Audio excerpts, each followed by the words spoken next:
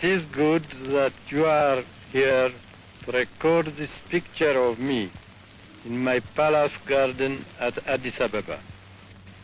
People who see this throughout the world will realize that even in the 20th century, with faith, courage, and a just cause, David will still beat Goliath.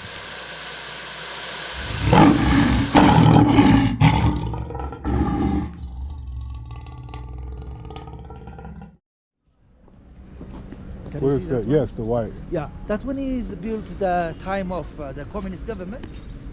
So now the office for the professors. Okay, there is also classrooms there. So this is the positive impact of the communist government.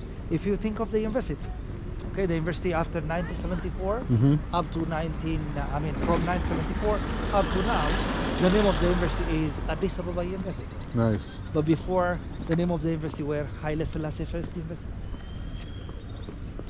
But I don't know the reason why. They changed the name from Haile Selassie to Addis. Yeah, from Haile Selassie First University to Addis Ababa University. I don't know. Not only Addis Ababa University, not only Haile Selassie First University, but also different names which were in Addis Ababa immediately changed from Haile Selassie to different names. Nice.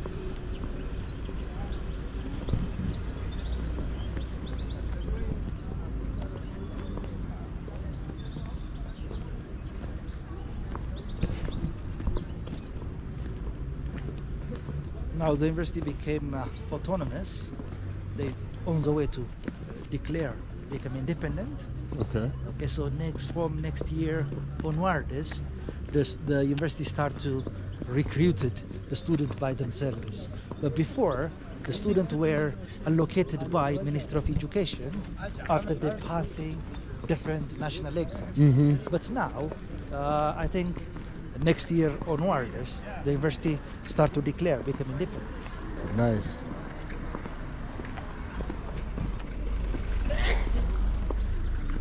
Now there is students here. These students are teachers. So this is a summer program for Ethiopians. They came here and learn at least 2 months, and then back to home, and they give better education for students. Wow, this is a beautiful. I've never been on campus. This is Really? beautiful. Yeah. You can imagine it was a palace, so that's why it has a beautiful garden. I'm just working here. I'm expert here. This is my office, huh? Yes. So this is built by the communist government. This is really stronger than the others, even. No? But most of the time, the people said the communist government do this and that. But this is eyewitness. Can you see a student there? Yes. After having their master's degree, yes. This is a garden when Haile Selassie were here.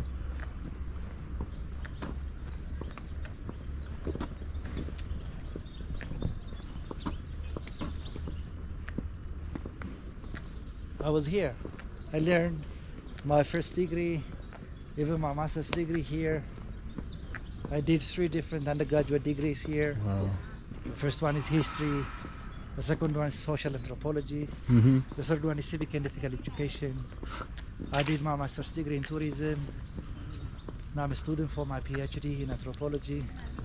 All things are here. And this is beautiful. This is beautiful garden.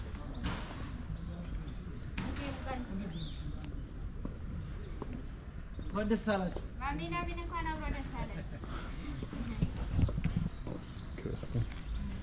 I say congratulations and mahal.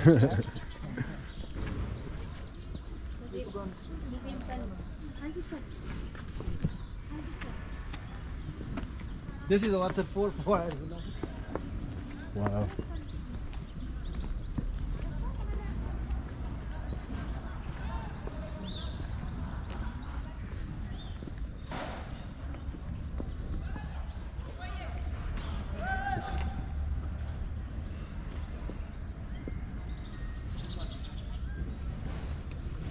You like it?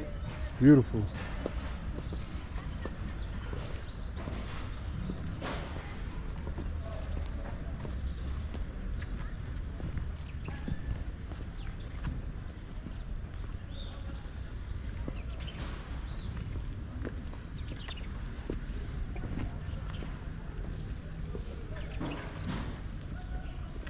It's graduation today? It is the students are a teacher, so Okay. they are expected to take courses to capacity building, Okay. and then that's why now this is the time for them to graduate. Look at this.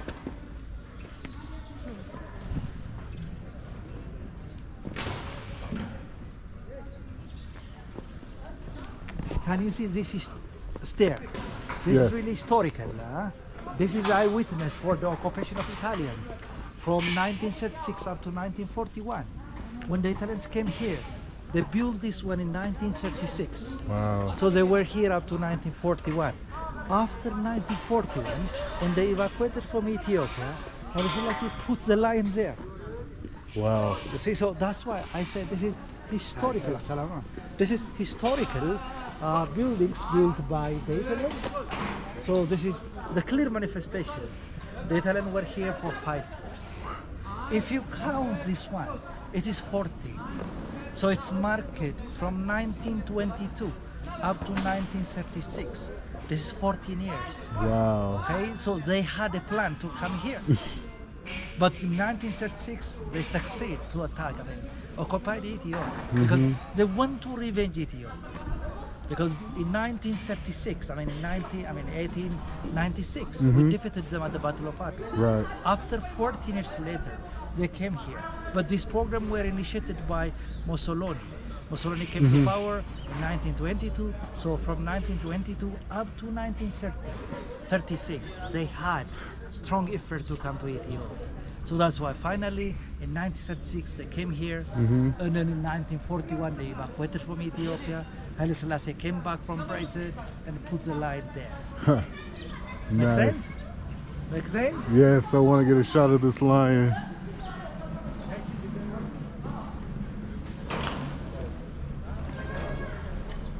So as I told you before, this is a clear manifestation for the occupation of Italians.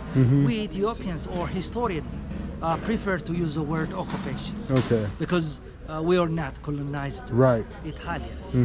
Because our forefathers, they carried on, they continue the resistance to against Italians. Even though our leader were not here, even though Emperor Haile Selassie were not here in Ethiopia, he was in exile. The Ethiopians continued their fighting here and there in different parts of the country. Wow. That's why we use the word occupation. We use the term occupation. Got We it. never and ever colonized them. Never been colonized. That is the history behind. Can we go in? Huh?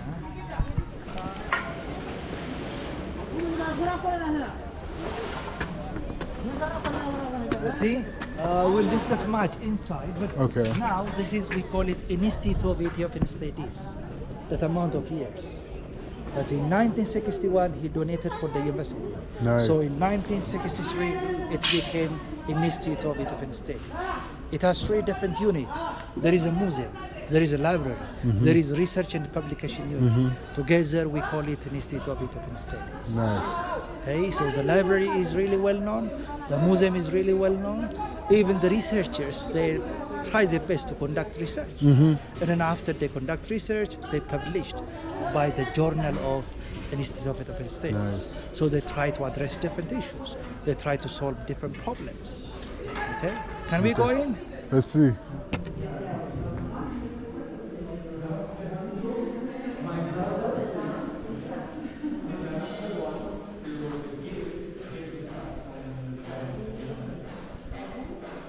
He was the governor of Harari. Harari is located in the eastern part of Ethiopia. He was one of a general during the time of the Italian invasion in the Battle of Adwa. So he was responsible to organize the armies in the eastern part of Ethiopia. And then after the end of the Battle of Adwa, he came to Addis Ababa, then received this amount of land from the then he transferred to his son. Very important, the later Haile Selassie. That's why we just put walls. Makonnen is here, Teferi is here. Teferi Makonnen is the name of Haile Selassie up to 1930. After 1930, he became Haile Selassie I. Then ruled the country up to 1974. That's why we try to put walls. After, he introduced different modern things to Ethiopia, especially in 1971. In 1931,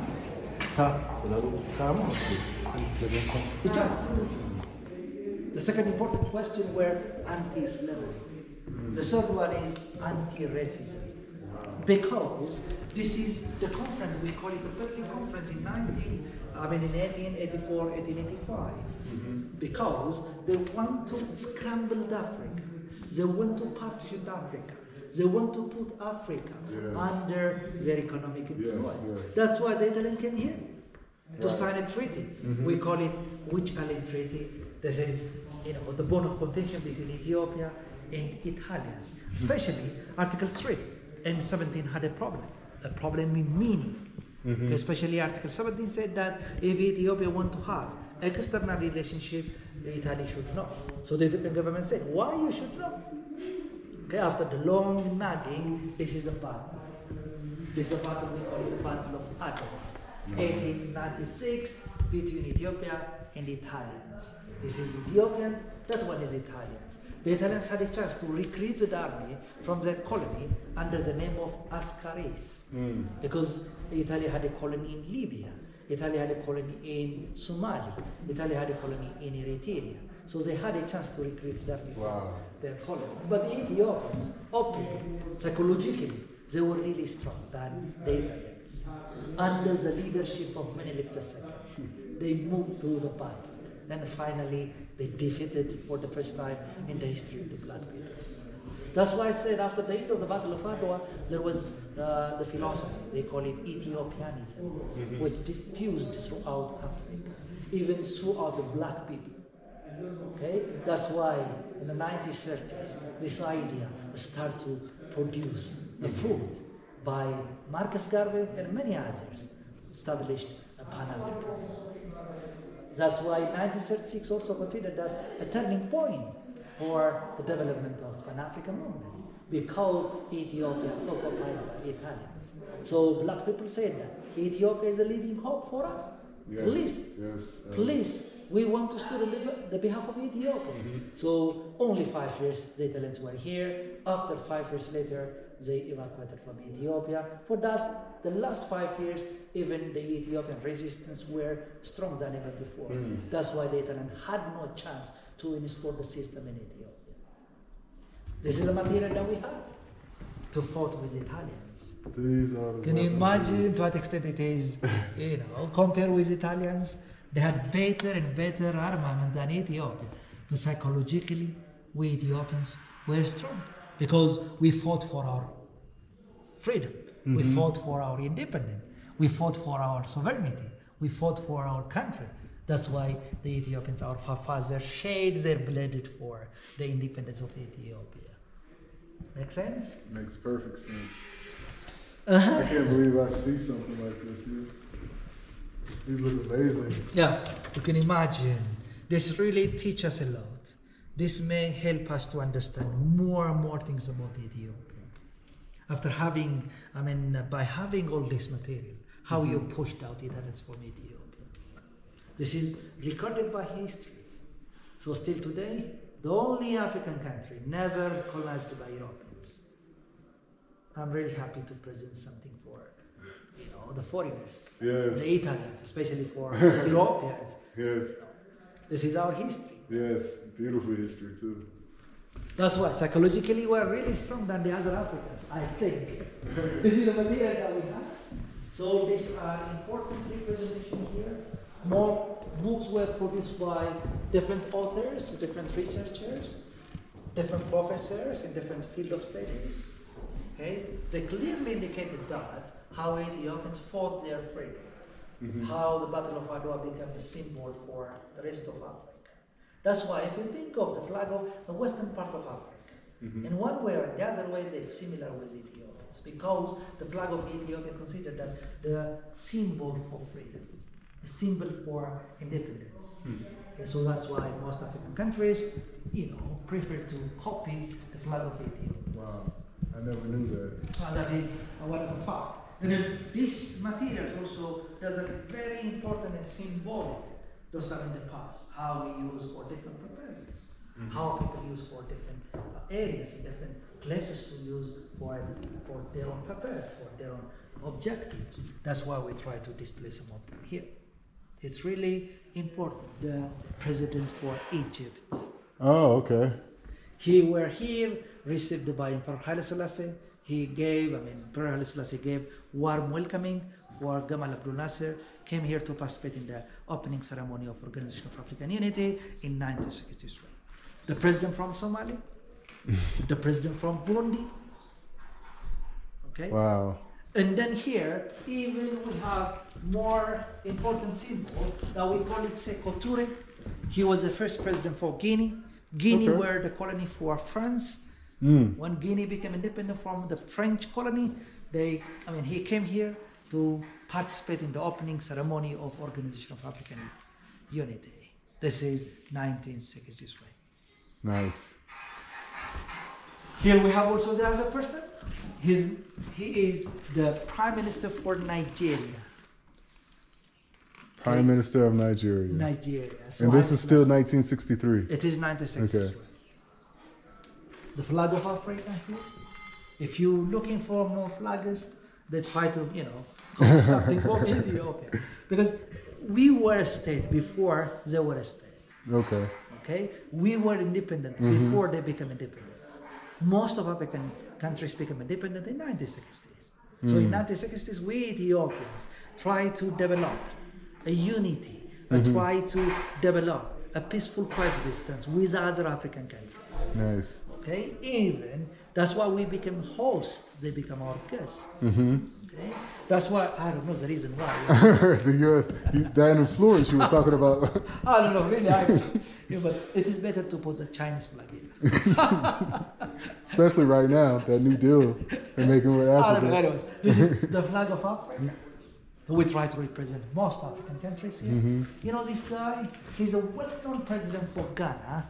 His name is Dr. Kwame Nkrumah, the first president for Ghana. Really? Ghana became independent in 1957 from a British colony. Wow. But now it is one of a democratic nation in Africa. But Ghana became independent in 1957. You see? So he came here. He's one of the best friends for Haile Selassie. Nice. That's why he came here. Haile Selassie hung him and then, express his strong feeling to Kwame Nkrumah. He produced a number of books. One of a very interesting book, he called it African Consciousness. That's really, really try to explain how the Africans have their own attitude, have their own deep, deep idea about Africa. Okay, so it's really better looking for it. Hey, even we have the other photograph here. This is the two Sudanese. Okay. So between the two Sudanese, Haile Selassie were there, looking for better solution for them. So the contribution of Ethiopia, even since before, were really immense, were really great to Africa. The same is true here. Haile Selassie always in the middle, try to negotiate on the behalf of Africa, on the behalf of the black people. Nice. Here is the founding father for Organization of African Unity. Some of a well-known African leaders, some of a well-known founding father for Organization of African Unity. It's amazing. It is. So much history in that one photo. Yeah, this is really historical. If you find somewhere, you can find it. But this is Jomo Kenyatta from Kenya. Mobutu Sese Seko here. Haile Selassie is always in the middle. Maybe he says something, that's why they laughed at him. He was really, really strong person, contributed much for the Organization of African Unity. That's why even the charter of the African Union, Organization of African Unity, clearly indicate that Addis Ababa is the headquarters for Organization of African Unity. Still Nice. today, Addis Ababa is the headquarters for African Union. Can we continue? Oh yeah.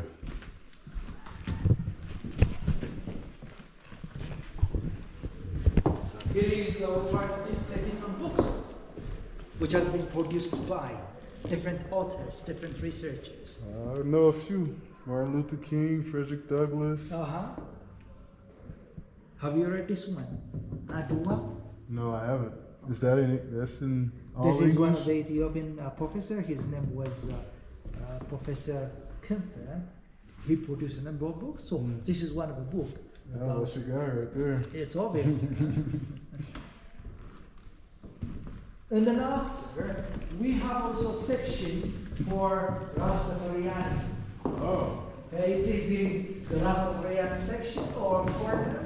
We try to put some histories about Rastafarianism. You know, Rastafari is the name of Haile Selassie from his birth up to 1930. But after 1930, he became Haile Selassie the first.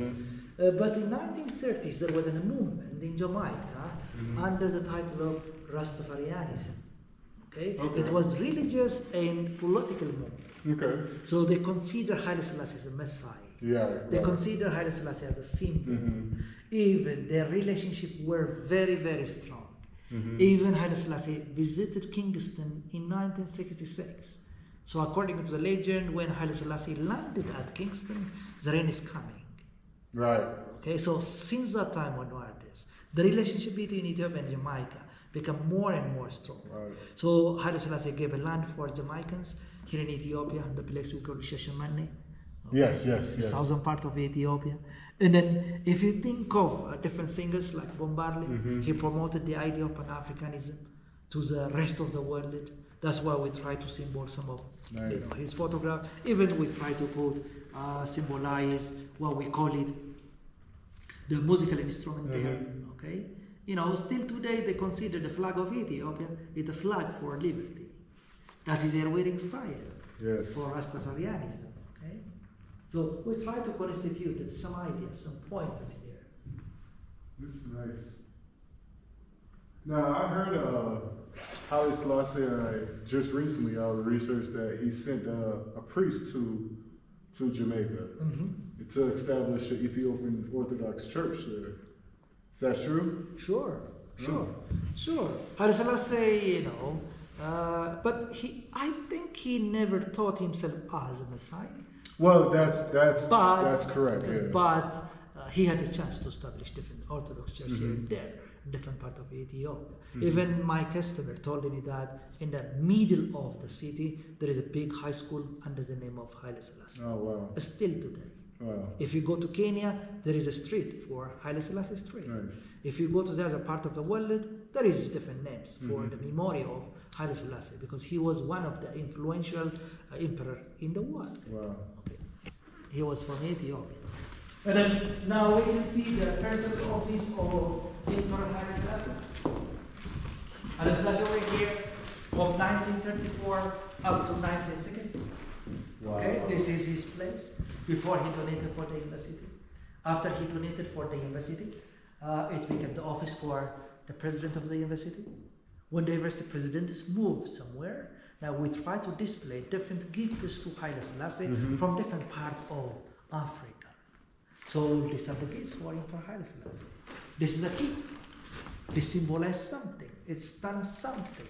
Maybe they say you are responsible for African unity. Maybe the key is in your hand. You can play a major important role. You can play a significant role. Maybe they say, we don't know, but this is really symbolic. This is really the gift for Emperor Haile Selassie from different parts of Africa.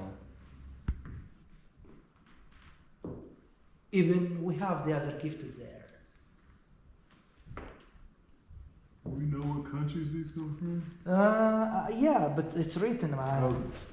It's written. Liberia. Oh, Eritrea.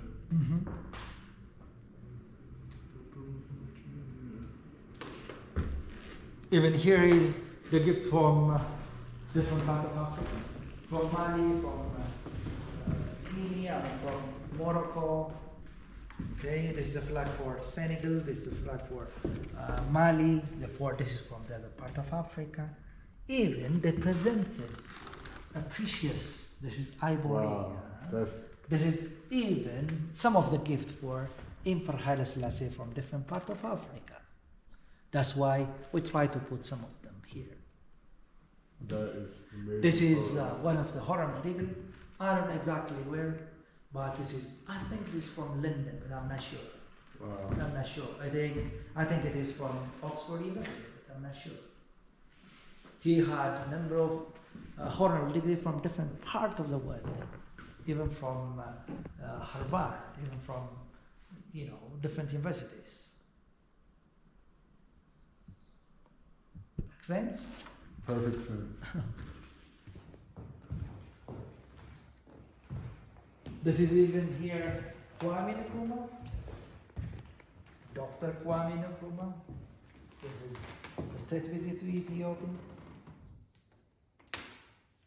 He had a strong relationship with Emperor Haile Selassie. This is amazing. It is. This looks like the plane is still at Yes. the airport now. Sure. It's historic.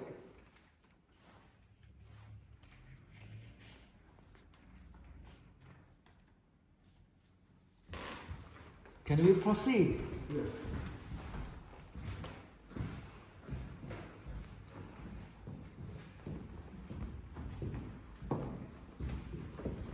That's why we try to, display some issues, some pointers, African movement, the contribution of Ethiopia for the establishment of the International African community, some ideas about Rastafarianism, and his perspective is there. So it's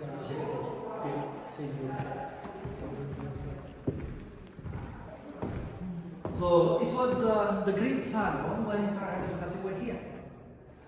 After Haile Selassie donated for the university, it became a part of the library. So the librarians try to produce different, what we call it, bibliography, something like that, from the book, okay? And then after, we try to display, we try to conceptualize the Battle of Adwa, okay? Even before, according to different historians, this place where the concentration place, when the coup makers try to overthrow Haile Selassie from power. So calling for different ministers, and then they said that the queen is sick, so we are expected to visit only one minister, Minister of Finance. He said, why should I come? I'm not a doctor. The other came here and discussed with the coup maker. Most of them said no, so shoot by the coup maker. That's why Haile Selassie is so blood-shaded here. He was not happy to continue his reign from here and from this part. That's why he moved somewhere. And then this is the wearing side that we had those time in the past, especially different people who try to protect their countries as a patriotic. They were expected to wear such kinds of clothes. This is a prestigious. This is a person having a position. Okay, a person who participated a long period of time in the war can wear such kinds of clothes. So kind of like a general. Exactly. In those time in the past, Wow. cultural minor. So this is now, we try to symbolize the flag for African Union. African Union, the flag of Ethiopia, the shield and the spear is here. So we try to conceptualize the Battle of Adwa. And then another major important question here is, who were the leader of Ethiopia? Melik II was the leader of Ethiopia. He came to power 1889. Ruled the country up to 1930. His wife, we call it Aitu, she also took the responsibility to participate in the war. Okay? This is a symbol we try to show. Those time in the past we had this material when we fought with Italians. And the other very important symbol is here. This is considered as a mass media. Okay? When people beat this one, you start to give attention so the people can convey the information or release the information. So Melik II said that now we are invaded by Italians. Please follow me. I know every other people, please follow me. I'm just waiting for you somewhere. Most people followed him, especially those who had horses. They ride their horse. They have their own food. Okay, after they arrived the place, Melik appointed them. They marched to the Battle of Adwa. And then after, this is just the end of the Battle of Adwa. This is the Melik banquet. Okay, he invited a number of people. Maybe they were Europeans. Right, I see the foreigners here. Exactly, and then they start to discuss. There is a treaty, we call it Addis Ababa Peace Treaty. That one is 26 October 1896 between Ethiopia and Italians.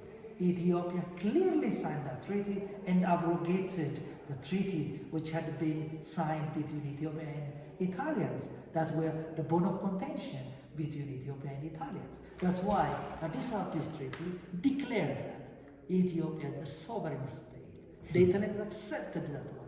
That's why the Italians opened their embassy in Addis Ababa. The first embassy opened by Italians here in Addis Ababa, just after the Addis Ababa Peace Treaty. So this is historical. That's why we try to conceptualize. Okay, this is very important to disseminate the mind of the young generation. To what extent the country paid a lot of sacrification. Okay,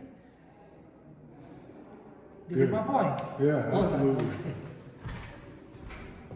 This is a new arrival. Okay, recently the museum received all these people. Most of them passed away, but they had a credit for this country. They had a contribution for this country. They had a position in this country. Okay, that's why even if you think of this person, he is one of a well-known general. When we Ethiopia fought with Somalians in the 1970s, he was in an Air Force. Okay, that's why when he passed away, the families demanded the museum to display here. Wow. Because he had immense, great contribution for Ethiopian sovereignty. Can we carry it on? Oh yeah. Okay.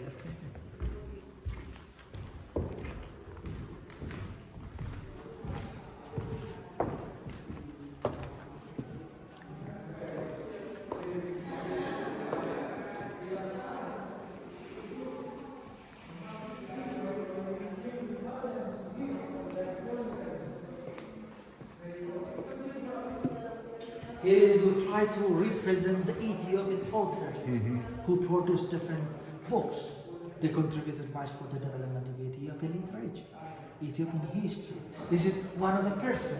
His name is Mengistu Lemwa. He born in Harari. Harari is located in the eastern part of Ethiopia. And then he joined to school up to the elementary stuff in Harari. Then come to Addis Ababa. Finally moved to London. He joined London School of Economics. And then after he finished, he completed his degree, come to Ethiopia. He produced a number of poems, a number of books, a number of theaters here in Ethiopia. That's why he is one of the contributors for the development of Ethiopian literature. Nice. And then even this man is not yet passed away. He's alive, but his contribution for the development of what we call it culture center here at Addis Ababa University is very good, very great. That's why the museum allowed for him to display here. And his name is? His name is Ayala Mulatu. Okay. Okay. And here is the other well-known person. His name is Savat. He learned in France. Okay. So he's a French influenced guy. He produced different fiction. All that fiction were influenced by the French, meaning he was really open. Even when he interviewed by the Ethiopians, he was open, which is not expected like the crowd of the people. Okay? Meaning when he says something without the so-called shame. Most of Ethiopians not yet, okay, get rid of this taboo from their mind. But he was really open. That's why most people loved him very much. His contribution in the development of Ethiopian literature also immense. Here is the other person. His name is Abe Gupenya. He produced a number of books, but one of the books produced in the 1970s under the title of I Refuse to Be Born. It is one of the influential books in Ethiopia. Really? It's played a major important role when the Ethiopian student revolt against Haile Selassie. Okay. Okay, it has different chapters. Each chapter were symbol. Okay, the person, the baby, before born, he starts to speak in the womb of the mother. Wow. Okay, it says something. Why you born me? Do you have this? Do you have that? No, why? Okay, even when the mother born the baby in the hospital, he started to discuss with the hospital. I mean the doctor. Why you facilitate for me to come to this world? Do you know my mother have this material? No, why? You know, this is really symbolic. So it played a major important role when the Ethiopian student revolt against Haile Selassie. Wow. And then the other one is he considered himself as a journalist, but most people consider him as a historian. He produced more than 15 books. Okay? Wow. He's still alive, so the books written by this person are still considered as references in different aspects. Most importantly, this man was the ambassador for Ethiopia. Okay. He represented Ethiopia in different parts of the world. He also represented Ethiopia in America. Okay. But in 1958, he produced this book under the title of Love Up to Days. Okay? But this title is really interesting. Still today, this is a reference for Ethiopian history that show you the social mobility, how people start from the dust, how joined high position, and even the history is very interesting. One of the ladies, she fell in love with her teacher. Her teacher were a priest. That teacher were appointed by her father. Okay, but the father were not accepted. Her father were not accepted. Okay, the marriage, but finally she passed away. The history is really, really interesting. Even there is an English version. Really? Yeah, if you find it, please read it. I hope she read it. I hope. I'm not sure. No. And then the same is true here. This person also contributed much for the development of Ethiopian poems. Poems. This one is, he's self-taught person. He teaches himself. His moral, his modern education, a formal education were limited. But he teach himself and became one of a famous journalist in Ethiopia. Nice. That's why we give a space, okay? A student, teacher, the kids can learn much from this guy. Can you come here? This is also the musical instrument that we call it mandolin, okay? This person were good at playing this material. I'm not sure if I've seen anyone play that. This is an Ethiopian instrument? I think. You think? Or... Yeah, I think. We have this material here and there in different parts of The material, but I never seen someone play it. Yeah, but culturally, we Ethiopians take some time as a part and parcel of our culture. Or we played it, okay? So this person were good at playing this material. That's why we give space. His name is Laureate Tsaggai ገብረመድኅን. Okay, he was one of a well-known author in Ethiopia. First he learned in America and moved to Europe. He went to Britain and finally he learned in France. So he produced a number of poems in Ethiopia. Even today, different poems reflected by youngsters. Nice. He tried to speak with different water bodies. He tried to narrate something about Mercato. Mercato is one of the biggest market in Africa. Yes. He just, very interesting one is, for me, he tried to speak with different rivers like Awash, okay, which is located in the southern part of Ethiopia. And then this river is not give function for Ethiopians, but we can see everything here. Why not we use it for our purpose? So he tried to symbolize more different things. That's why we try to display. These are his gifts from different parts. And after he passed away, the family brought back to the museum. Then we display for the public.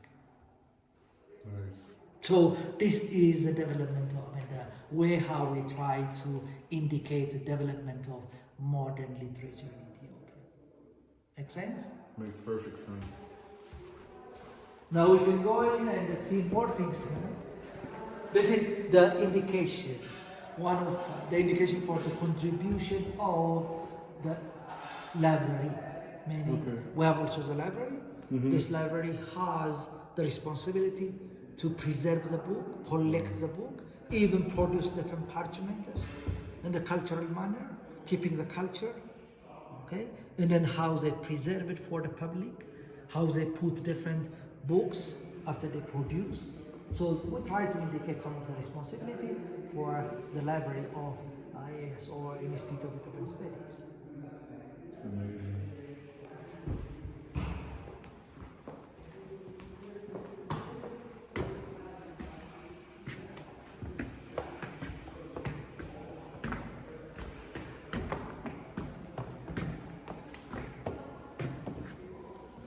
This is the 1932 picture.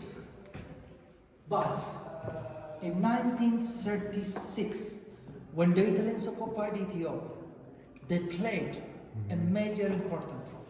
They played a critical role in the anti-colonial struggle in the 1930s.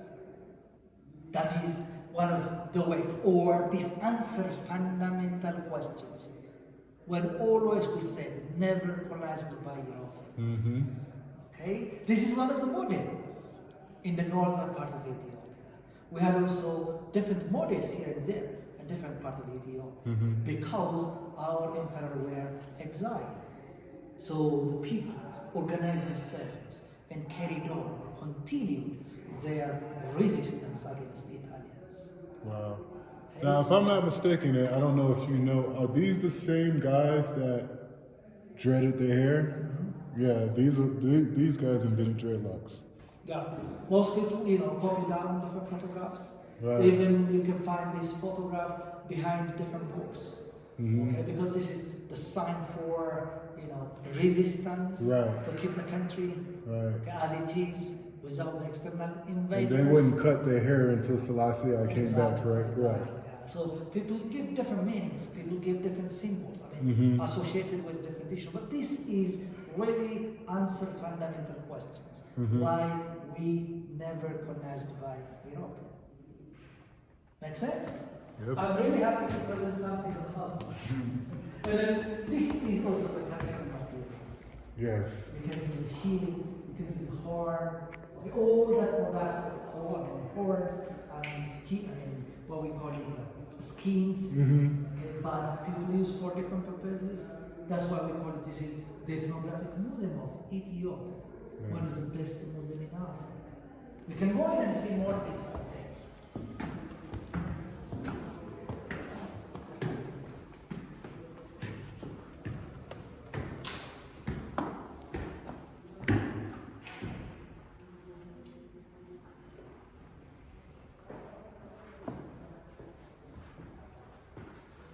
So this is a lion. This is the gift for Emperor Haile Selassie. Nice. From the place we call it Gambella. Okay. Gambella is located in the western part of Ethiopia. So the name Wargilo, Haile Selassie received this gift from Gambella in 1952. Okay, after the lion passed away, they stuffed it and displayed for a public. Wow. Okay. Oh, the light is gone. This is Africa. Oh, it's coming. Can I present something here? His name is Theodore II. He came to power 1855, ruled the country up to 1868. According to different historians, like Paul Haynes, he's an American historian, he said that he is a pioneer of a modernization of Ethiopia. Wow. His successor, Johannes IV, he enlarged modernization of Ethiopia. Johannes IV ruled the country from 1872 up to 1889. The successor of Johannes IV, his name is Menelik II. Okay. He consolidated modernization of Ethiopia. So Menelik II ruled the country from 1889 up to 1970. What happened after 1970? After 1930, Menelik II appointed the daughter and the son of Menelik II. Haile Selassie became the regent. Okay? In 1930, one of the appointed by Menelik II, Zodi II, passed away. And then Haile Selassie became the king and kings of Ethiopia, or the emperor of Ethiopia, from 1930 up to 1974. That's why Haile Selassie also considered that he tried to complete modernization of Ethiopia. Nice. This is the history behind. That's why we display his photograph here as a beginner of a modern history of Ethiopia. Most people think it started with Selassie, but it really started way before Selassie. Exactly, even before. Okay? If you think of this guy, at one point in time, he gathered Europeans who lived in here in Ethiopia, and asked them, demanded them to produce a military armament. They said, we are missionaries. We don't have any capacity to build or produce military armament, and send them to prison. Most of them were from Great Britain. Correct. So Queen, I just forget her name. Elizabeth or? Not before her. Victoria? Victoria wrote a letter for Theodore II to release the war prisoner. He said no. Okay? More than 60,000 armies under the leadership of Napier. They came to Ethiopia to subdue this person. Yes. Before they arrived, the place where he suicided himself. Right. And then all different materials were looted by Britain. And then some of very, very few materials back to home after the long discussions. That's why we display some of the material returned to home from Great Britain. Is there. So this is some of the material that Great Britain gave back. Can you imagine in the 1960s, British had a chance to, loot a number of heritage resources from Ethiopia. So now our relation is really good, so they try to give us a few of them. Now, I want to present something about the current map of Ethiopia. This is the current map of Ethiopia. Historically speaking, this map came to exist after 1995. Okay. In 1991, the civil war over. 1993, Eritrea separated from Ethiopia. Okay. 1995, we ratified the new constitution. That constitution allowed to become a federal state. Before the 1995 constitution, we Ethiopian were a unitary state. Oh. Okay, and then after Eritrea separated, we ratified the new constitution, we became a federal state. All these issues are the political issues. There's a major important issue here is Ethiopia remained landlocked after 1991. Can you imagine? We are the second populated nation in Africa and the only one without having access to the sea. That's really difficult. It's very difficult. From the tourism perspective, if you think of Addis Ababa as reference, if you go to the northern part of Ethiopia, you can see different historical destinations of the country. Aksum is one of the very important places for us to see everything. Everything is started to develop from Aksum. If you think of Christianity, if you think of Islam, if you think of state formation, many other things were started from there. So one of the historical destinations in Ethiopia is Aksum. The second one is Lalibela. Okay. When the Aksumite kingdom start to decline, the political power shift to Lalibela. Okay, so Lalibela becomes the second capital and a center for politics. Even King Lalibela reconstructed, or what we call it, constructed rocking church there. That 11 rocking church registered by UNESCO as a World Heritage. Wow. Okay, and even people can go to Gondar, the 16th century capital for Ethiopia. If you see Gondar, people can understand the medieval history of the country. And the fourth capital is Addis Ababa, which one is established by Menelik II in 1879. If you think of Addis Ababa as a reference, if you go down to the south, you can see different ethnic groups having their own culture, having their own religion, having their own experience. So people suggested to go there to see the culture of the country. That's why, from the tourism perspective, this area can be seen as the cultural destination of the country. Nice. Here is the northeastern part of Ethiopia. You can find Afar. Lucy discovered in Afar in 1974 by American physical anthropologist. His name is John Hansen. Even last month he was here to celebrate the 15-year anniversary for Lucy. Okay? So Lucy, the scientific name for Lucy is Australopithecus afarensis. Okay, I can Afarensis represent Afar, where Okay. Lucy were discovered. Nice. The Rift Valley is here, divided Ethiopia into two. Okay? This is the northern part of Ethiopia. This is the southern or southeast part of Ethiopia. This is a bit desert.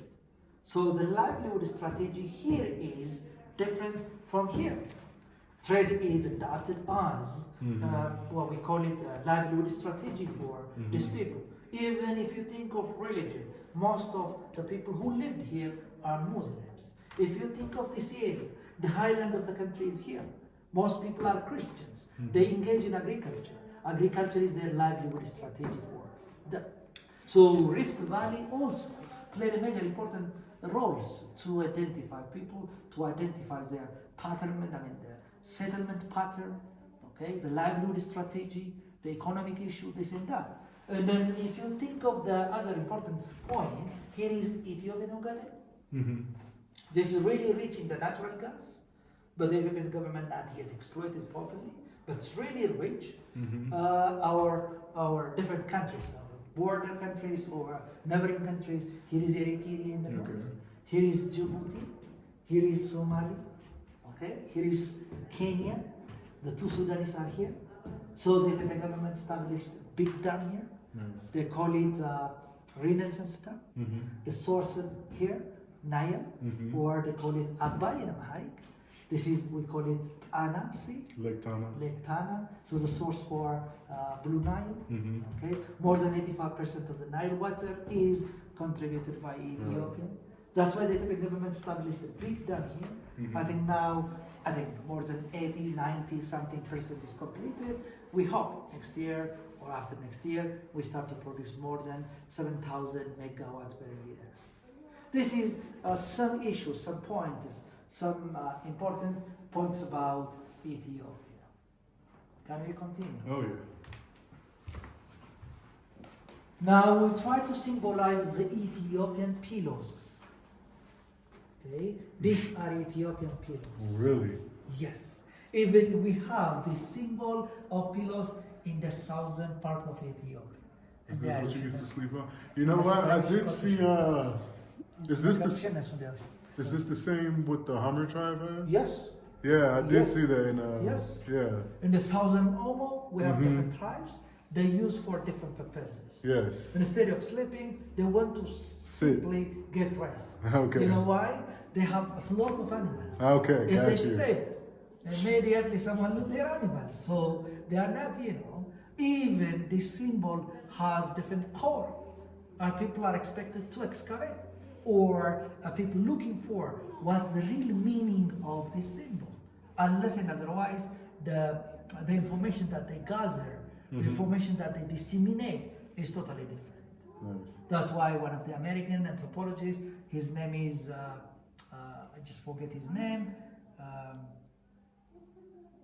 He said that people are expected to excavate the meaning up to the core of that meaning. Meaning it has different layer. Yes. We should go up to the expected. Clifford Gates, I remember that. Clifford Gates, a well-known symbolic anthropologist in America. He produced different books for anthropology, especially the symbolic anthropology. He said that the meaning has just pinning of an onion. Okay, if you pin one onion, it's as a cover. That cover meaning give you different meaning. So you are expected up to the expected core of that meaning. So we simply say this is a symbol, but the symbol should be excavated. The symbol should be, discovered by different people. Nice. The same is true here. We try to symbolize different material. This material is made from clay soil. Okay. Okay, so people also symbolize. All the symbol stands for something in that particular society. It's the smallest Gemini I've seen. And the biggest Jebena also you see. Oh yeah. So Jebena, not only preparing the coffee stuff, sometimes it also represents something. Yes. That's why we try to put different symbols here. I would like to see someone use this. Like, Exactly. Is this just for decoration? Like, Exactly. Not only preparing the coffee stuff. Okay? So this is a decoration of stuff. But what does it mean in that particular society? Right. It's really the what we call the homework for researchers. This is the responsibility for researchers to conduct research, to come up with a new idea. That's the reason why we call it the ethnographic section of our museum. Ideas. The first important idea is childhood. The second major important idea is adulthood. The third major important idea is days and beyond. Under this frame, we try to display material and non-material culture, which is collected from different parts of the country. Wow. So we can go through and we can get the meaning of this place. Nice. Not only enjoying, but also we can learn something. Nice. At the same time, we try to display this material. This is an indication how we fermented our local beer. Oh, touch. Edge. This is from one single wood. This is ebony. So ebony is really, really important. It's very strong. We can find a different part of the country, but in the western part of Ethiopia, it's a full of ebony. Okay, that's what we try to display here. And then let us start from what we call it birds. Birds is represented here. We represent Hadiya. Hadiya is located in the southern part of Ethiopia.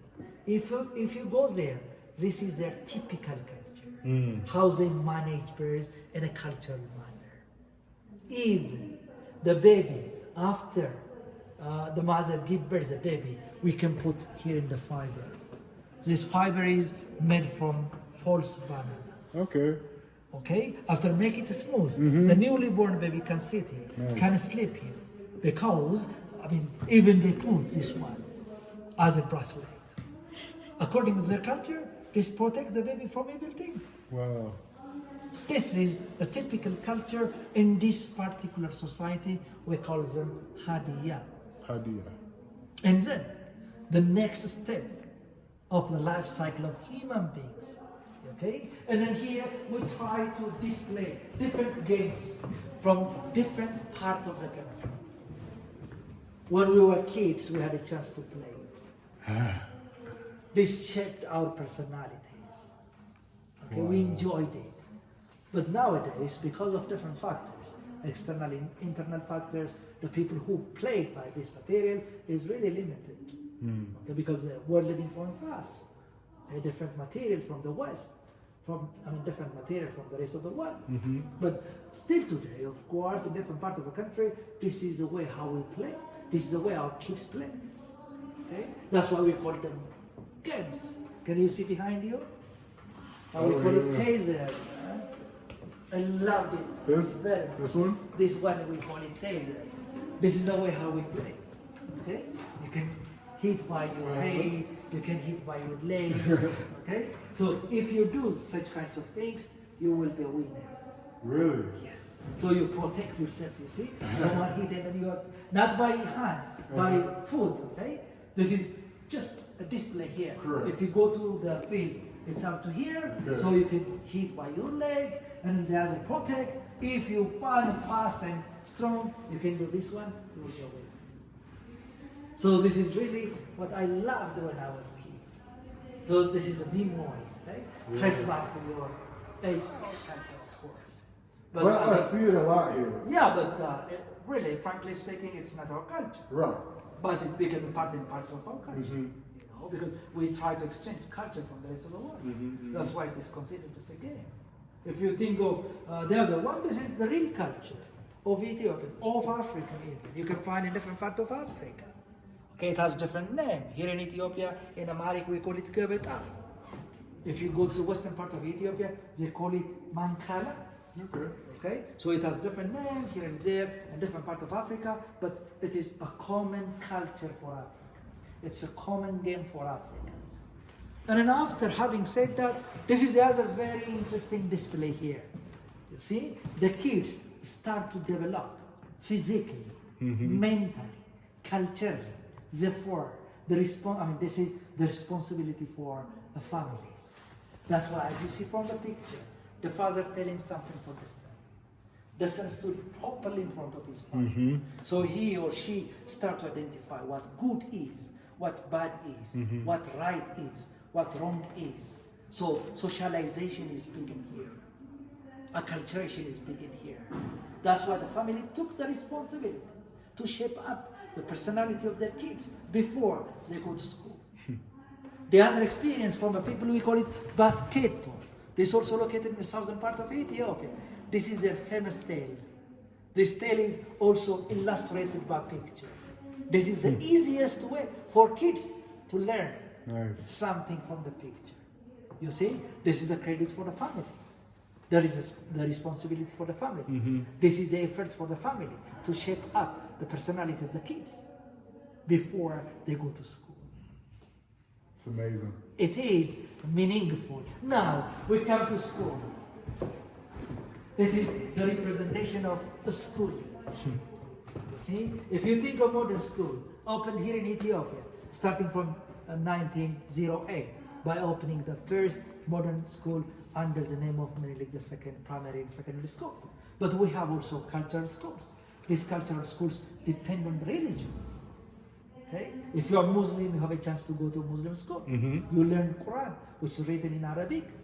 So you'll be good at reading, writing in Arabic. If you're Christian, you have a chance to go to a Christian school.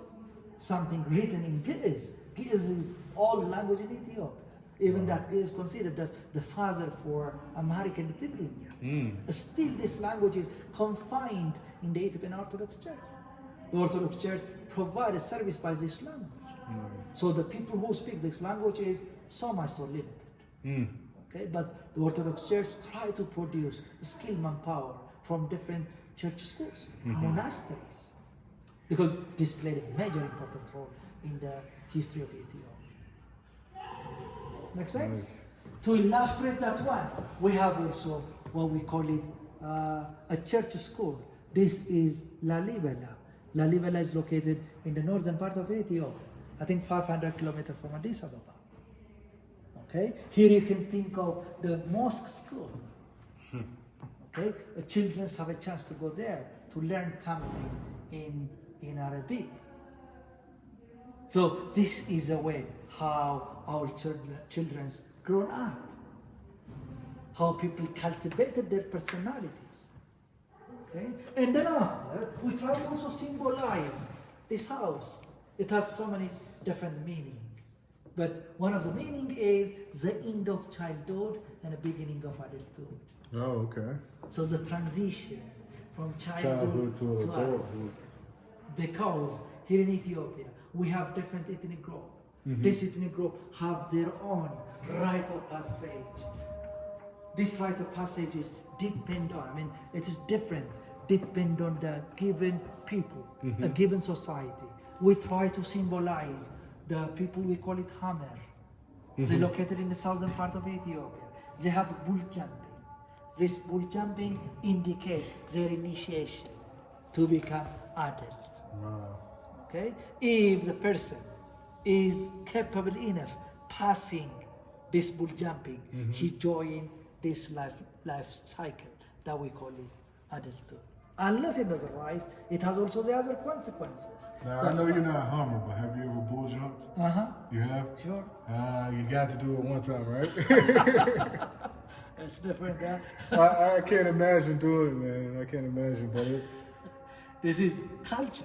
yeah. The simplest answer is it is culture. Okay? Now, we join adulthood. That's why this is the second cycle of human being. This is begun by marriage. Okay. That one is begun by birth. This one is begun by marriage. We try to symbolize the ethnic group, we call it Tsamai. They're located in the southern part of Ethiopia. If you go there, this is the typical culture for them. Even the girl, when she wears such kinds of clothes, she's not yet married. Okay. Therefore, you can proceed the procedure. Which one is come first? Which come next? How are you negotiate? How you convince the family or her sometimes without the consent of her. Okay? Nowadays it's a modern era, therefore she's expected to know. Okay? Unless you convince her, it will be difficult for you. So this is some of the symbol. And then after, we try to symbolize the gifts. These gifts under the name of marriage gifts. Okay. So it's really varied here and there in different parts of the country. If you go to the north, if you go to the south, if you go to the east, if you go to the west, we have different bride wells, we have different marriage gifts. That's why we try to symbolize some of them here. Make sense? Nice. And then now I try to proceed some issues about religion.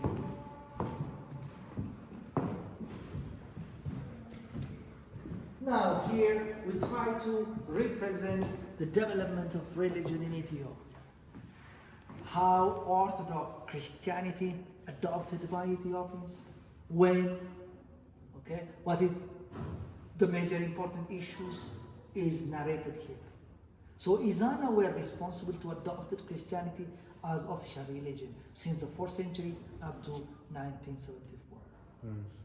And then after he adopted Christianity, he also adopted different principles of the religion. Mm-hmm. How people fast, how people celebrate, how people, wear, which one is the fast day, which one is the free day, or the nature of Trinity, the divine nature, okay? 1 and 3, 3 and 1. All these issues are included here. That's why Haile Selassie considered as the last king of Solomonic dynasty. And then after Haile Selassie, the separation of state and religion. Before, up to Haile Selassie, Orthodox Christianity were the official religion to Ethiopia. After having said that, we try to represent Orthodox Church. Mm-hmm.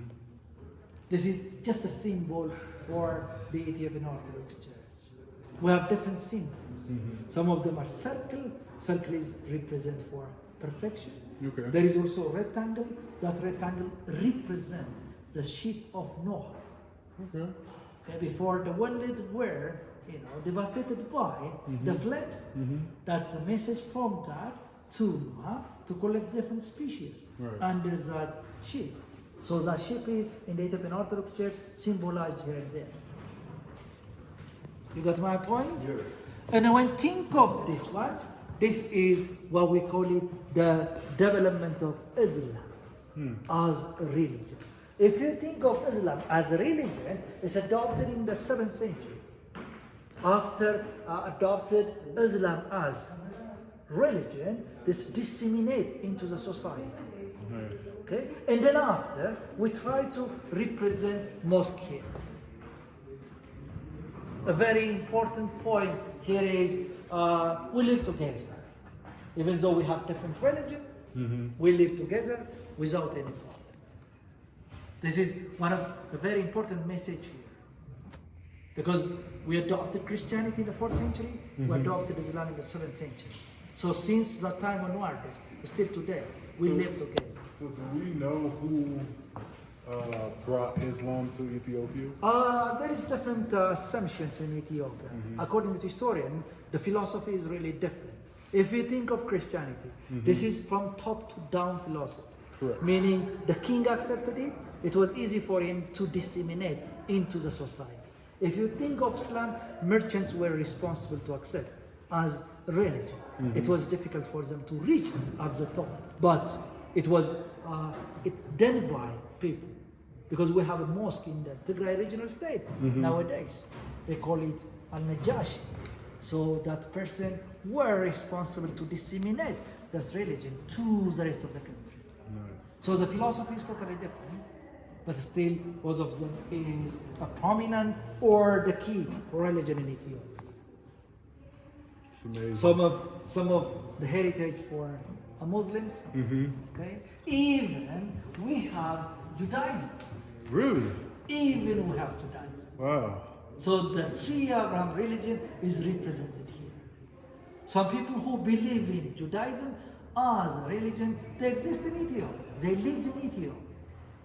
They considered as Ethiopian Jewish. So they moved to Israel as Ethiopian Jewish. Wow. That's why we try to represent something. And then after having said that, I want to tell you something. This is the religious travel.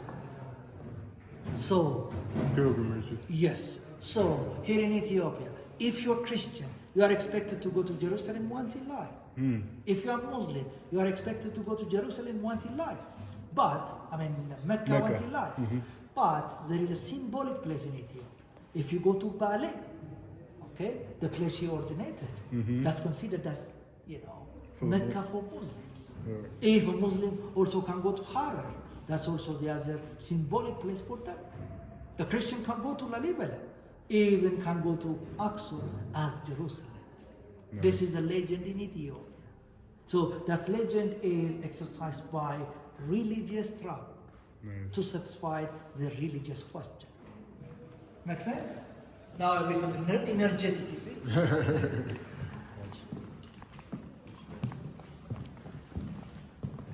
I think this is also a very interesting representation in the museum is the cultural coffee ceremony. Oh yeah.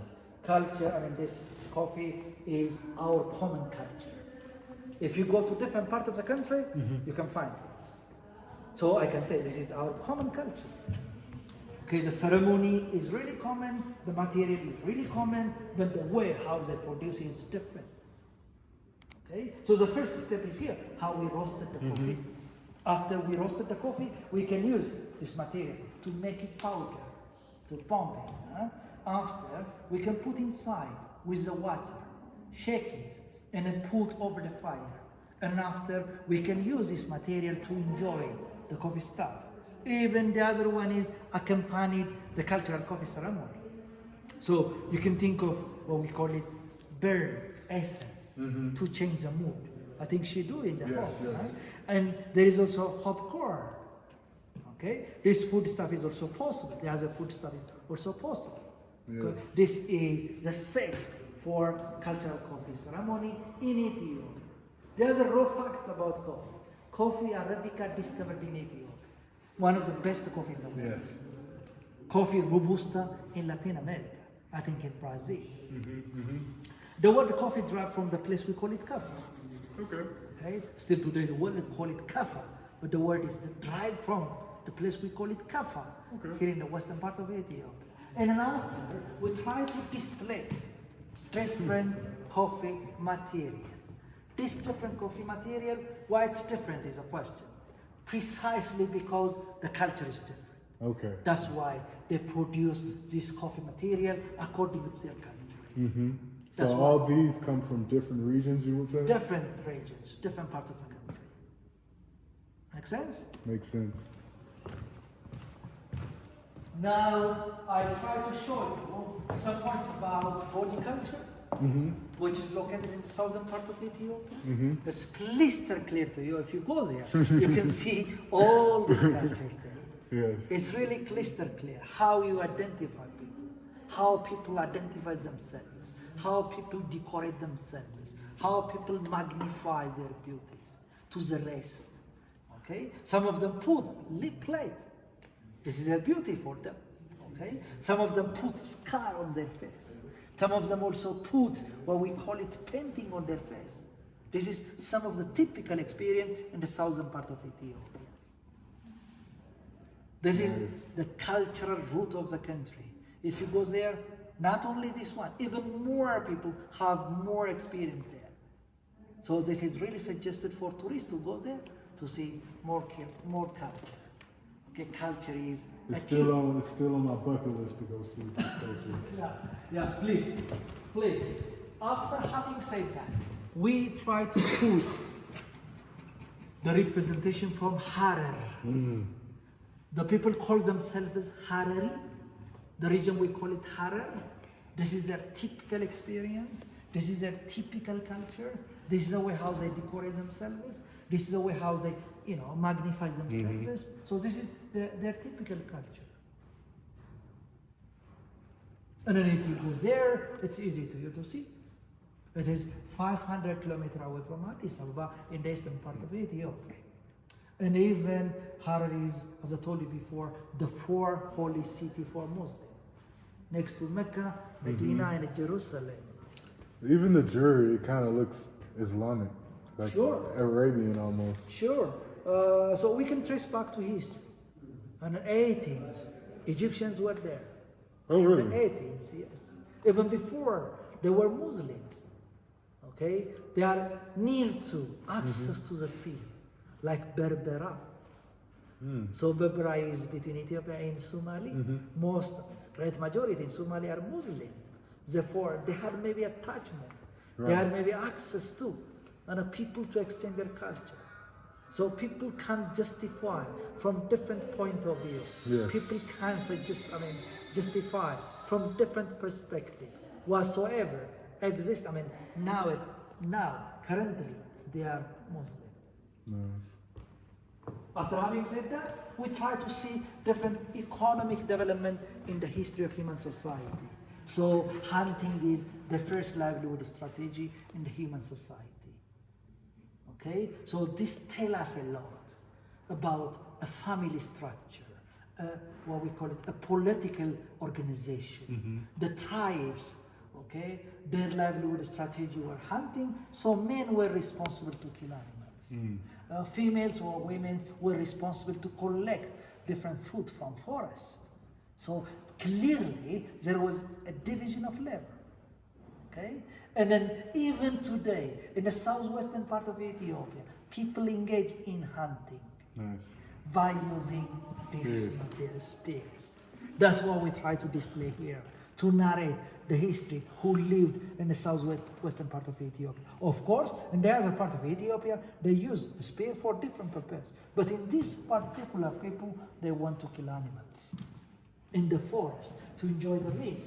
And after having said that, the nickname for Ethiopia is the water tower of East Africa. Wow. We have huge reservation of water, but we are not yet using it properly. So fishing is possible at least. If you go to Bari, if you go to Tana, if you go to Arbaminj, if you go to Shashamane, if you go to Awasa, fishing is their livelihood strategy. Okay? If even 100-something kilometers away from Addis Ababa, there is a place we call it Zoai. More fish were produced there. And then after, I want to present you something about teff. Okay. Teff is a very tiny, okay? It's difficult to see with the help of our eyes. So that's the name, they call it teff, meaning loss. Oh, really? Okay, yes. So from teff, we can prepare our food injera. Okay? This is the way how our ladies, our women, our sisters are preparing the food stuff. This is a common food stuff in Ethiopia. There's a major important quality for teff is now it is gluten-free. Okay. So most people want to enjoy it. It's rich in iron. That's why I think the Ethiopian runner become a winner in the rest of the world. That's why Ethiopian are strong people. I think. Then after, we try to represent agriculture. You know, more than 85% of the total population in Ethiopia, they live in the countryside. So one way or the other way, they engage in agriculture. So this is a rudimentary material still we Ethiopian use. Nice. Of course, we are on the way to transfer to what we call it mechanization. You know, if you think of America, only 3% of the American population engage in agriculture. So they can feed the remaining 97% of the American population. And then even sometimes they dump it. Okay? Sometimes they export to Africa. But in Ethiopia, 85% of the total population. We have already seen what insect is. Insect is the false banana. Okay. They call it false banana because the fruit is not edible. The root is edible. So that's the way how they prepare it. After they prepare it, they can enjoy with raw meat. They call it kocho. I think you did it. And then we represent also the other part of agriculture, animal husbandry. And then this animal husbandry is represented by cultural beehive. So how we produce honey. Right. Okay, in different village, in different areas, here and there, in different parts of the country. You see the symbol here? If you have more, after you sell in the market, After you generate income, you can prepare honey wine. Nice. Dutch. This is the culture here and there in different parts of the country. Just behind you, you can see the cultural house of Afar. Afar is located in the northeastern part of Ethiopia. If you go there, you can see their houses. The environment is really hostile. The houses are like this? Exactly. It's very short, it's very narrow, because they simply assembled it wherever they want to assemble it. They immediately also disassembled it. They can use their animals like camel. They move very distant place because every time they're looking for water and pasture land for their animals. That is the reason behind why they assembled very light house. Lucy discovered that in 1974. That area is really, really immense to find different fossils to verify the human evolution. After having Lucy, we had also different fossils, like Selam, like Ardi. All these were discovered around there. Nice. And then next to you, can you see this hand material? Yeah. This is the way how we produce cotton material to represent our culture. If you go to next to U.S. Embassy, the place we call Shiromeda, you can find really, really different and wonderful production of Ethiopian cultural clothes. So is this like a gabe? Exactly, the Gavi stuff is here. Okay. So that's why it's so expensive. They still make it like this? You try to buy? Oh yeah, I tried to buy it. How much they say? Like 7, 8, more than that. 1,000. He's like, This is also. Before yesterday, I had a guest from Germany. She bought a number of material from there, but it was not that much. really? Yeah, Okay. maybe the product. And then now I can show you something there. Have you heard something about Chat? Yes. This is the Greenland. You Yes. can find in different part of the country. Yes. This is one of the export items to the rest of the world. I don't know. Really, I don't know. Is that permitted? Is that not permitted? I don't know. People enjoy it here and there. Yes, I know here it's legal, right? Yeah. I think. Yeah, it's totally legal here. Have you tried? I haven't tried, but I know just from hearing that ZY has a big Wow. in Hawaza, right? Wow. If you go to the east, even more. So we have also traditional medicine in Ethiopia. By using different herbs, we can produce different cultural medicines here in Ethiopia. That's why we try to represent some of them here. Yes. And then, the last, but not the least representation, here is Desert Beyond. Okay. Because we have already seen childhood, adulthood. Now this is Desert Death and Beyond. beyond.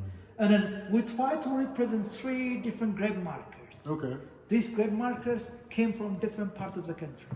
The first one is from Konso. The second one is from Sidama. The third one is from Aresi Oro. So this is after you buried someone underneath, you can put as a grave marker. Nice. Okay. So this is like a tombstone? Exactly. So this is historical, this is cultural. They call it Waka in that particular society. We call it Konso. Waka means the god of sun in their language. This is, they call it Waka. Waka means the sun, god of sun. God of sun in English? God of Sun? Yeah. It makes sense. Yeah, Yes. God of sun. And he was the main hero. He had 2 wives. He had children. He killed his animals when he alive. Therefore, when he passed away, one of the family member is responsible to display in his grave. Now, what area would this be In from? Konso, in the southern Okay. part of Ethiopia. Okay. Konso. Have you been in Sidama? No, I haven't. This is the representation from Sidama. If you go that area, this is the tomb marker. Okay. This they call it African chair. African chair? Yeah. The pregnant women can sit. Oh. You know this? You see this? No. No, you don't know. Sometimes. This is the representation from Arasi Oromo. See, now I've seen these. on the way to Zuwai. Right. Exactly. So in that area, you can find more things. So this is a representation for RC Oromo. And then there is different pictures. There is different stairs. The symbol, this has its own symbol in that particular society. Even the color represents something. People can symbolize it. People can interpret it from different perspectives, from different point of view. The same is true here. There is ox. Ox symbolize something. Horse symbolize something. Okay? In that particular society, in that particular person even. Well, After he if passed, someone would have one of these, that means they were important, or what? this may be symbolized, meaning having more cattle means you are rich. Okay? Not expected to have more dollar. Okay? You are expected to have more ox. And ox is maybe you are a farmer because this is Ethiopian tractor. Okay? Maybe he moved a very distant place. Maybe he was a cavalry. We don't know. Social scientists, like archaeologists, as I told you before, they excavated, and then anthropologists, they try to verify it by interview, by conducting research, and came up with a new idea about this meaning. That's why this is really important to reconstruct the human history. It's important to reconstruct human life.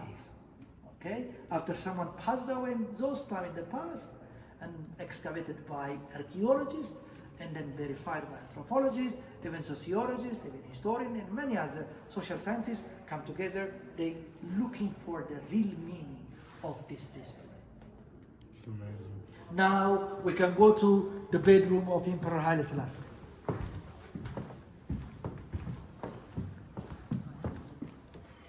This is the primitive money. Bullet used as a medium of exchange. This saltbar also used as a medium of exchange. Okay? People use it for different purposes. If they want to something, they can buy it. They can buy something by this one. Okay? They can give a bullet and buy something. They can give saltbar, they can buy something. Okay? But if you think of the development of paper money, here is the experience, here is the evolution. Nice. Okay? This looks like a certificate. Yes, even during the time of Emperor Haile Selassie, in 1946, he issued Ethiopian dollar. So from 1946 up to 1974, Ethiopia had its own dollar. In 1974, when the communist government came to power, immediately changed it into birr. Okay, so... I told you before. Right, and now it makes sense because you said Ethiopia had its own dollar, and I was confused why I thought the birr was considered their dollar, but you're saying when it was taken over. Yes, Haile Selassie started to use dollar, Ethiopian dollar, from 1946 up to 1974. That's why we put here. This is during the Haile Selassie time. The name of the money was Ethiopian dollar. It was powerful. It was equal with American dollar. When the communist government came to power, they immediately changed it into birr. Okay, a bit devaluated. When after the communist government fell down in the 1991, when EPRDF came to power, they came up with their own. Okay. This is a current one. That's why I changed my profession. This Look at this one. This is the money that was here when I came to Ethiopia. Oh, really? Yeah, this is recent. Yeah. It's really recent. Now it's Telebirr. Even visa. Right. I tried to collect Ethiopian, American dollar. That's really good. Now we are in the bedroom of His Majesty Emperor Haile Selassie.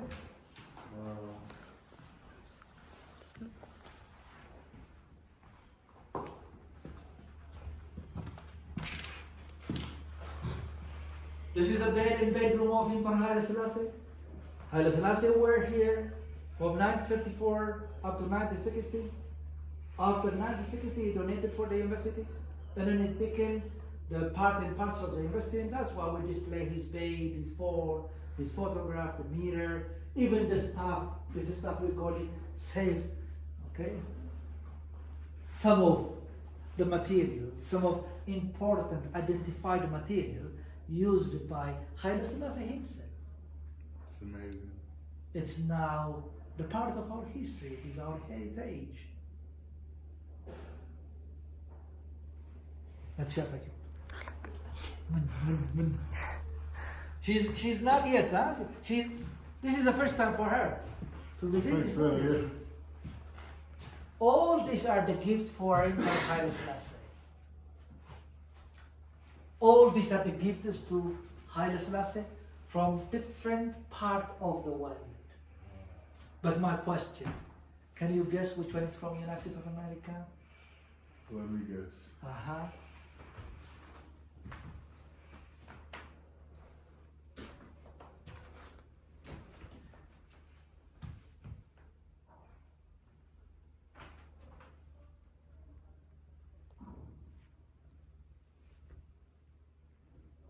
Can you guess?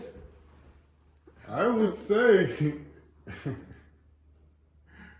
I would just say 13. Exactly. The 13 is from United States of America. Yeah. The other one is from different part of the world. His military uniform is here. Okay. These people call it a sacred door. The sacred door is here. Oh, wow. Okay. There is a tunnel up to the fifth gate of the university. Even people say that extended up to the Rasmakunin Terrace. Nice. No one tried it. No one. I hope after some renovation later, people may try it. It will be the tourist destination. Right. Okay. And then his bathroom is here.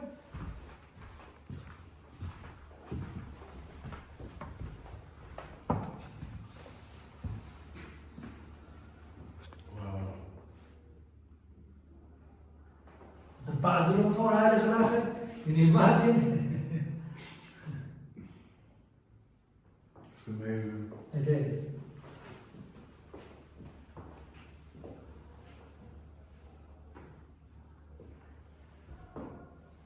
አሪፍ ኑሮ ነበረ እየኖረ ነበረ። I think it is better than ever before. Yeah, I didn't even expect to see something like this.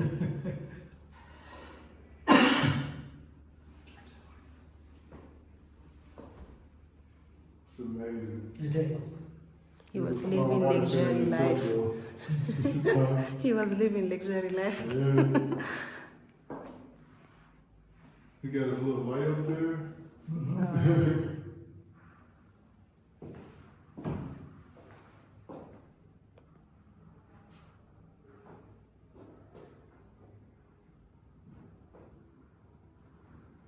I'm sure this is expensive.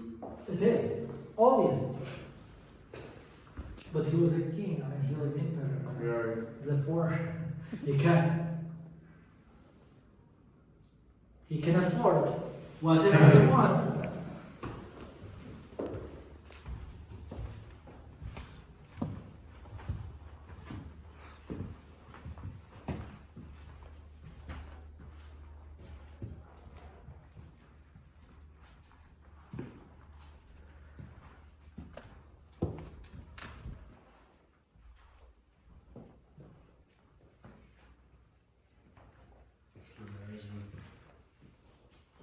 Just imagine. Okay. That is the 25th anniversary of his marriage.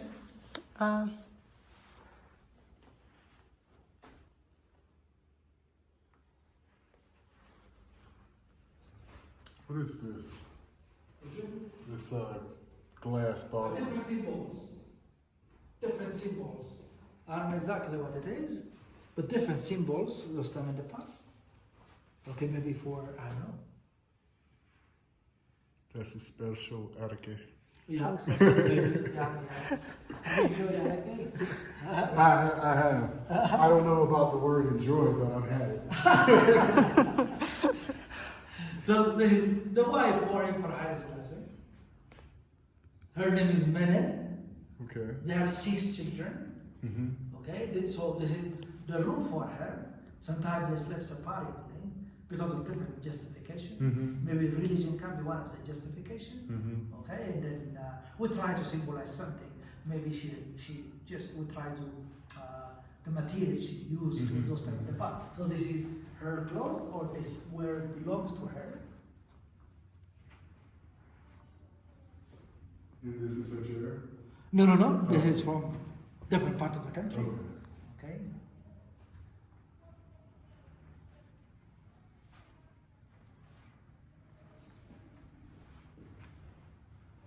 I never see her smiling.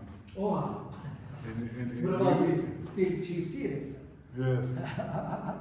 This is her wave style.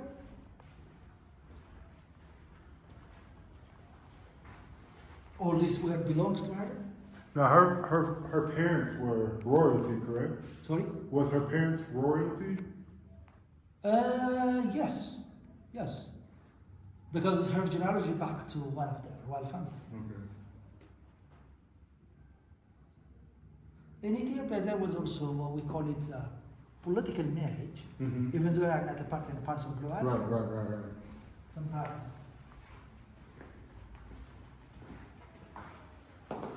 This is her bathroom. She had her own bathroom. This one is rose, that one is blue.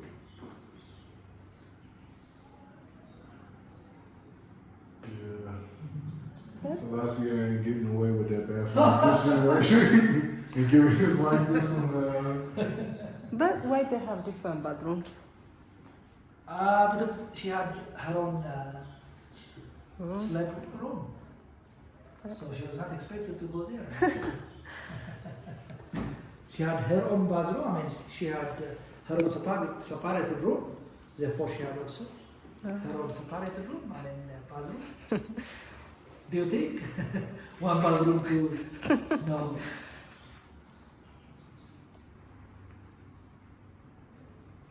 Amazing. You like it? Yes.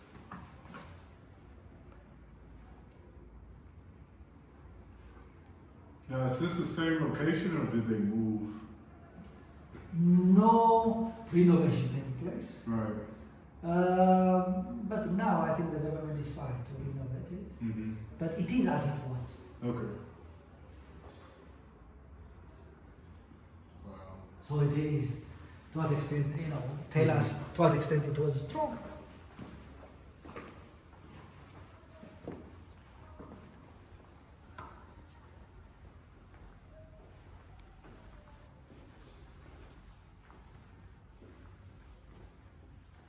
This is all about,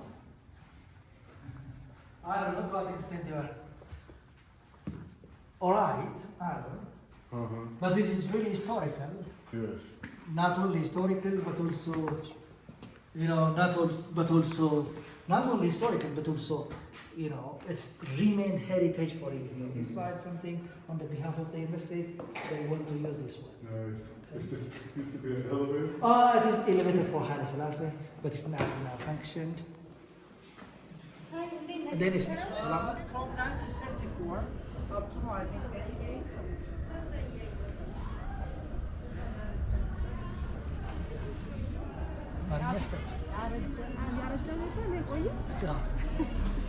Afar እስኪ ማለት ነው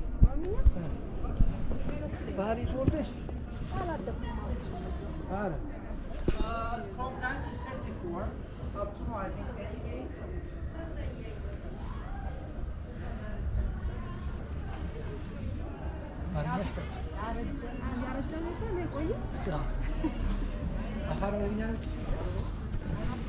እስኪ ማለት ነው ባህሪ ተወልደሽ Haile Selassie shower.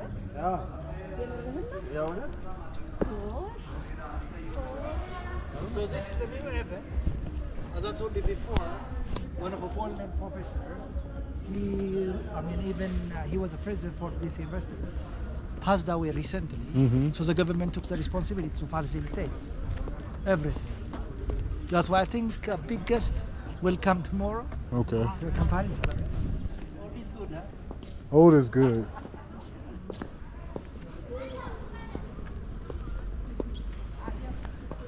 Salam.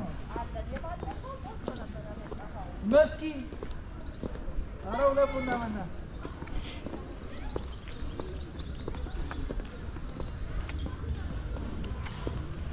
Bisa ada permana juga.